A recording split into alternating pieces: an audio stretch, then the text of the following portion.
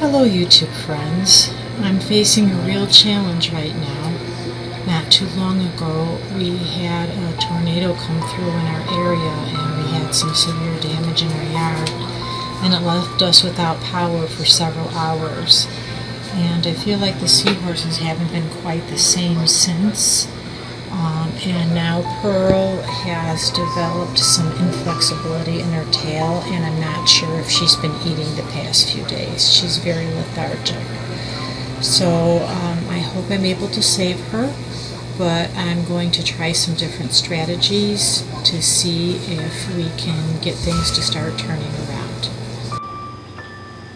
There's a quick shot of Captain Jack. He seems like he's behaving normally.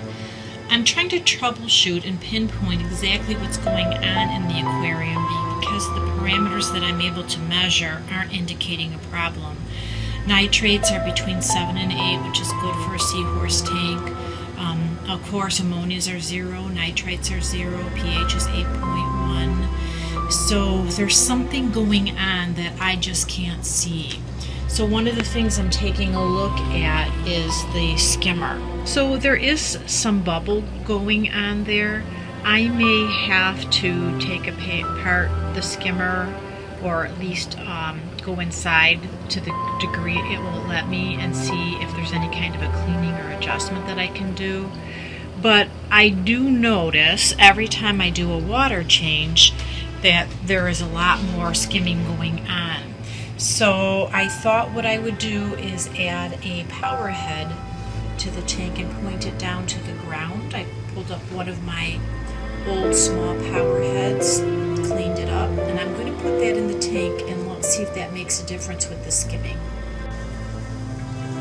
Okay, so I have the additional power head installed and I have it pointing downward. You can see the impact of it. It's blowing over my seagrass, so I'm going to have to figure out how to set that up, and it's moving food all around, so I might have to rethink my seahorse feeding station. A couple of interesting things though. As soon as I turned on the power head, Captain Jack suddenly became more active. I know that seahorses do prefer to have some sort of current. It's actually a misconception that they like perfectly still water. So he might be stimulated by the current, but by the same token, Pearl, she's pretty weak. I don't know if she's going to make it. She retreated into a corner, and I think part of the reason is she just has trouble holding on to things because her tail isn't working quite right. So the next thing that I can do that will have some potential impact, and probably the most immediate impact, is just to add some more new water, do a quick water change.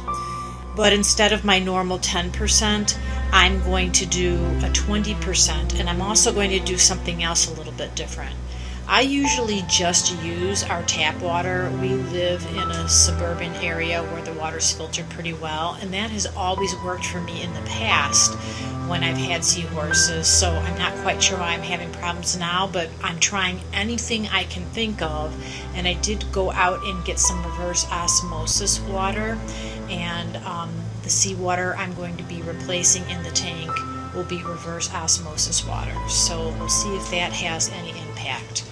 I don't really notice that there's any big change in the skimming yet as far as making that adjustment in the power head and stirring things up.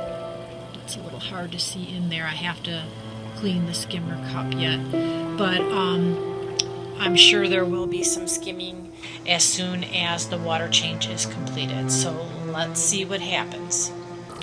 Okay, so I have turned off the motor for the protein skimmer, the power head or water pump. I have taken out the impeller. I am going to clean that, and I have been using a Q-tip to clean the inside of the motor here, and we can see that I got some things out. Continue to do that, and then I'll put everything back together, and I'll clean the protein skimmer cup and then hook everything back up. So I'm in the process right now of taking apart the canister filter. I'm going to replace the carbon with fresh carbon. I'm actually surprised how much is built up as far as waste in a short amount of time. Normally canister filters can go a long time before they need to have some sort of change out. So this may be one of my problems. I think that the waste that was building up in here was just recirculating back into the water, and so maybe the water condition wasn't right, and maybe there was a complication too with the electricity going out and things building up in here. So I'm going to get this cleaned up and put it back together and put it on the tank.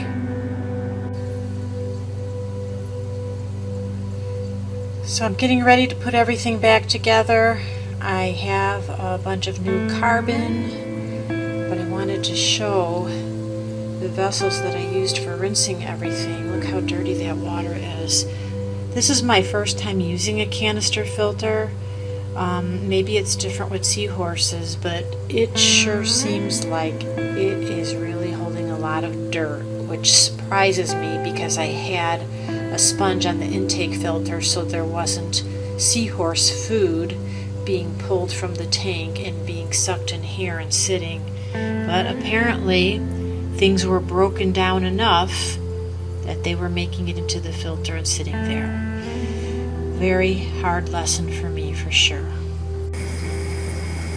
Okay, the tank is completely put back together. The filter is on and running. The power head is blowing. The protein skimmer is working. So let's see what happens. Well, things are still settling down in the tank. It looks like the protein skimmer is doing a little bit better of a job now.